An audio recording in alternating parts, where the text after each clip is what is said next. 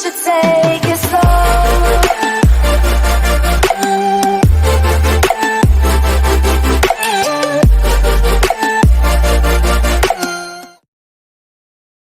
들어가는 아내를 보고 사실을 알려줘서 불륜 관계를 눈치채게 됐습니다. 처음엔 정말 세상이 무너진 것 같은 느낌이 들었습니다. 둘을 경찰서에 신고를 해야 하나? 아니면 둘을 그냥 확 어떻게 해버릴까? 별의별 생각이 다 들었지만 우리 아이가 불륜녀 딸이란 소리를 들을까봐, 그리고 저런 벌어짐 안도 못한 인간들 때문에 제 인생도 망가질까봐 망설이게 되더군요. 사실을 알려준 친구도 무턱대고 이혼하거나 두 사람을 추궁해봤자 바보 된다며 증거를 모으고 소송 걸어서 위자료라도 받으라고 충고를 해주더군요. 아내에게 정내미가 떨어질 친구의 말이 맞단 생각이 들더군요. 증거라도 모아서 제대로 복수해주고 이혼하는 게 옳은 방법이란 생각에 일단 아무것도 모르는 척 아내에게 김 부장 이야기를 슬쩍 꺼냈습니다. 요즘 김 부장이 오전만 되면 거래처 외근 간다고 너무 자주 나간단 말이야? 그래서 내가 김 부장 업무까지 하느라 피곤해 죽겠어. 이렇게 얘기하면 대부분 아내들은 제 편이 돼서 김 부장 욕을 할 만도 한데, 아내는 피식 웃더니 회사가 잘 돌아가니까 좋지 뭐 이렇게 말하는 겁니다. 평소 같으면 웃어 넘길 만한데 진실을 알고 나니 아내의 그런 말 자체가 소름 끼치게 뻔뻔하고 미웠습니다. 그래도 꾹 참고 증거를 모을 날만을 기다렸습니다. 며칠 지나서 아침부터 아내가 먹고 싶은 게 없냐, 오늘 마트에 갈 건데 맛있는 걸 사놓겠다며 이야기를 하고 회사에 왔더니 김 부장은 거래처 핑계를 대며 외근을 나가더군요. 오늘이 그날이란 생각에 저도 얼른 나가서 김 부장 뒤를 쫓았습니다. 역시 제 예감은 틀리지 않았습니다. 둘은 집과 회사 중간 지점에 있는 유흥가에서 만나 모텔로 자연스럽게 들어가더군요. 한두 번 만난 것이 아닌 것처럼 너무나 자연스럽게 팔짱을 끼고 들어가는 모습에 정말 눈이 뒤집어지는 줄 알았습니다.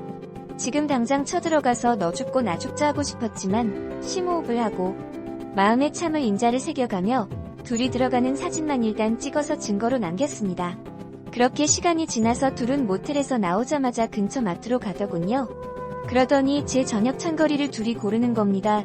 지금까지 반찬 맛있다며 먹었던 모든 음식들이 불륜남 김 부장하고 고른 거란 생각이 드니까 10년 전 먹은 음식까지 토하고 싶을 정도로 괴롭더군요.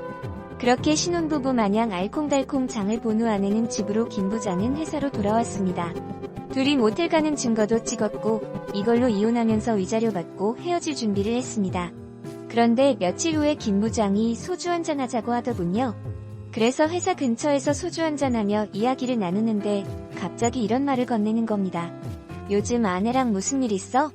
뜬금없는 질문에 김 부장님이 나보다 우리 아내를 더 잘 알잖아 라고 쏘아 붙이려다가 꾹 참고 왜 그러냐고 물었습니다. 그랬더니 요즘 제 근무 태도가 심드렁하고 자꾸 딴 생각을 하는 것처럼 보여서 집안에 무슨 문제가 있는 거 아니냐고 그러더군요. 신경 안 써도 된다며. 잘라 말했더니 곧 조만간 인사이동이 있고 이렇게 근태가 좋지 않으면 인사고과에 불이익을 줄 수밖에 없다고 말하는 겁니다. 그나마 대학 선후배 사이 미리 귀뜸을 주는 거라며 이야기를 하는데 제가 느끼기엔 왠지 협박처럼 들리는 겁니다. 방귀 뀐 놈이 성낸다더니 남의 아내랑 불륜 저지른 놈이 직장에서도 불이익을 주려고 협박한다는 생각이 드니까 성질이 확 나더군요. 집에 홀로 걸어가는데 세상에 나만 바보된 느낌이 들고 아내도 김 부장도 세상도 전부 원망스럽더군요. 한강에 확 가버릴까? 나쁜 생각이 들다가도 자제합시다. 나 혼자 바보가 될 순 없단 생각이 들어 김 부장 아내이자 동아리 후배에게 술김에 전화를 했습니다. 혹시 요즘 김 부장 행동이 이상하지 않냐고 물었더니 그러지 않아도 남편 행동이 요즘 수상한데 혹시 회사에서 무슨 일이 없냐고 묻더군요. 그래서 만나자고 이야기한 후 다음날 오후에 김 부장 아내를 만났습니다. 하지만 막상 만나니 순간 갈등은 되더군요. 사실을 얘기해줄까? 말까? 괜히 얘기해서 아무 죄 없는 김 부장 아내의 인생을 망가뜨리는 것은 아닌가 고민을 했습니다. 근데 참 사람 속엔 악마가 살고 있나 봅니다. 어차피 내 속이 이렇게 썩어 문드러지는데 김 부장 가족도 이 정도 고통은 느며봐야 하는 게 아니냐는 생각이 들더군요. 그래서 김 부장 아내를 만나서 김 부장과 제 아내가 모텔에 들어가는 사진을 보여줬습니다. 김 부장 아내는 사시나무 떨듯이 덜덜 떨더니 이내 펑펑 울더군요. 배신감 때문에, 그리고 저에게 미안하단 마음에 눈물이 그치질 않는다고 했습니다.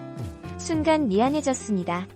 괜히 사진을 보여준 것 같기도 하고 또 그 많은 남자들 중에 김 부장을 소개해줘서 이렇게 동아리 후배를 슬프게 한 것 아닌가? 많은 생각이 머리를 스쳤습니다. 하지만 김 부장 아내에게 따끔하게 이야기했죠. 마음 단단히 먹고 이혼을 하든지 아니면 그냥 쿨하게 용서를 할 건지 정리를 하라고요. 어차피 내 아내와 김 부장이 헤어지더라도 이젠 서로의 가정은 파탄난 거나 마찬가지니까 현명한 선택을 하라고 충고를 했습니다. 그렇게 자리를 박차고 일어나려는데 김 부장 아내가 술 한잔 하자고 하더군요. 속에서 천불이 나는데 맨정신에 집에서 바람핀 남편 얼굴을 볼 수 없을 것 같다고 하더군요. 그래서 간만에 대학 때 선후배 시절로 돌아가서 근처 대학가 유흥가에서 소주를 마시기 시작했습니다. 처음엔 바람핀 아내와 남편 흉을 보다가 점점 옛날 대학 시절 얘기도 나누고 술에 취해 분위기에 취하게 되더군요. 마침 후배는 학교 다닐 때 저를 좀 좋아했다며 슬쩍 고백도 하는 겁니다. 술이 웬 술하더니 정말 술김에 저와 김 부장 아내는 그날 모텔에서 사랑을 나누고 말았습니다. 나올 때 죄책감이 들더군요. 바람핀 아내를 욕하던 사람이 똑같이 바람을 피우다니 이게 사람이 할 짓인가? 생각도 들다가 하룻밤인데 뭐 어차피 술에 취해서 딱 한 번 실수한 거니까 난 불륜은 아냐 라고 생각하니 그래도 마음은 편하더군요. 김 부장 아내 역시 한 번의 실수 서로 비밀을 지키자며 오늘 있었던 일은 평생 어디 가서 이야기하지 말자고 했습니다. 그런데 시간이 지날수록 마음이 흔들리더군요. 별 생각 없이 봤던 후배가 자꾸 보고 싶고 총각 시절로 돌아간 것처럼 연애하는 기분도 느끼게 되고 설레는 겁니다. 이러면 안 되는데 하면서 저도 모르게 김 부장 아내에게 전화를 하게 되고 김 부장 아내 역시 안 된다고 하면서도 저랑 만남을 갖게 됐습니다. 그렇게 우린 이어졌고 어느새 김 부장과 제 아내가 바람을 든 말든 큰 관심도 없게 되더군요.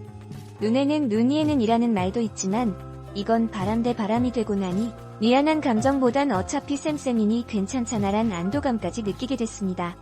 이 사실을 까맣게 모르는 김 부장을 대하는 태도도 180도 달라지게 됐습니다. 예전엔 살짝 꼬랑지를 내리며 김 부장 눈치를 보며 일했는데 이젠 김 부장이 처량하게 보이는 겁니다. 저는 김 부장 아내에게 전화를 걸어 김 부장한테 내 인사고가 잘 주라고 구워 삶아줘. 그리고 아내에게 은근히 들으라는 듯 요새 김 부장이 날 힘들게 하네. 이러다가 잘리면 우리 거리에 나앉는 거 아냐? 김 부장이 날 잘 케어해줘야 할 텐데 엄살을 막 피워댔습니다. 효과는 즉시 나타나더군요. 김 부장 표정이 흑색으로 변해서 골머리를 앓는 겁니다. 사실 제가 제 근무 태도를 봐도 몇 달간 엉망의 실적도 별로인지라 인사고가를 잘 주려고 해도 잘 줄 수가 없는 상황인데 불륜 저지른 내 아내가 쪼아대지. 자기 아내가 쪼아대지. 아마 김 부장도 죽을 맛인 것 같더군요. 아니나 다를까 김 부장이 저를 따로 부르더니 이너 우리 마누라한테 전화했어? 왜 이렇게 요즘 너한테 잘해주라고 난리냐. 그래서 대충 둘러대고 자리로 와서 앉았습니다. 예전에 얼굴만 봐도 분노가 치밀었는데 이젠 김 부장만 보면 안절부절 못하는 쫌생이처럼 보입니다. 거기다가 요새 김 부장과 제 아내가 싸웠는지 아니면 서로 질린 건지 김 부장의 외근도 싹 사라졌습니다. 혹시나 하는 마음에 아내를 미행도 해봤는데 김 부장을 만나는 것 같지 않습니다. 아내는 죄책감 때문인지 아니면 그동안 날 소홀히 대한 게 미안해서인지 저에게 엄청 잘합니다. 집에 들어가면 황제가 된 기분이 들 정도였습니다. 물론 저는 김 부장의 아내를 간간히 만났었죠. 그리고 김 부장 아내는 김 부장에게 들은 회사의 시시콜콜한 정보를 알려주는 정보원 역할도 해줘서 회사에 가서 일도 척척 잘하게 되고 윗사람들 좋아하는 것만 골라서 할 수 있게 됐습니다. 그렇게 집과 회사 그리고 내연녀까지 얻은 저야말로 세상에서 가장 잘나가는 사람이 될 줄 알았는데 역시 행복은 오래가지 못했습니다. 김 부장 아내와 바람피는 걸 김 부장이 알아차렸고 저는 질 수 없어서 김 부장이 제 아내와 바람핀 걸 다 알고 있다며 맞불을 질렀죠. 그렇게 사자대면을 했습니다. 제 아내는 김 부장 옆에 김 부장 아내는 제 옆에 앉는 웃지 못할 상황이 벌어진 겁니다. 김 부장이 먼저 바람을 펴서 미안하다고 사과하면서 그렇다고 맞바람을 자기 아내랑 피는 법이 어딨냐며 화를 내더군요. 척는 저 역시 그러지 말라는 법이 어딨냐. 그리고 먼저 바람핀 게 누구냐며 맞받아쳤습니다. 김 부장 아내와 제 아내는 서로 삿대질을 해가며 설전을 벌였고요. 개판도 이런 개판이 없었습니다. 정말 인간이 미치면 어디까지 미칠 수 있는지를 제가 보여주고 있더군요. 눈이 돌아간 저는 너 죽고 나 죽자라는 심정으로 김 부장. 바람을 핀 이야기를 사장님에게 했고 김 부장 역시 제가 바람 폈다며 소문을 내서 우리 둘 다 회사에서 토직을 강요받았습니다. 어차피 둘이 얼굴 보고 회사를 다닐 수 없으니 미련 없이 저는 회사를 나왔고 김 부장도 퇴사를 했습니다. 역시 마음 떠난 여자는 돈 떨어지니 바로 이혼 이야기를 꺼내더군요.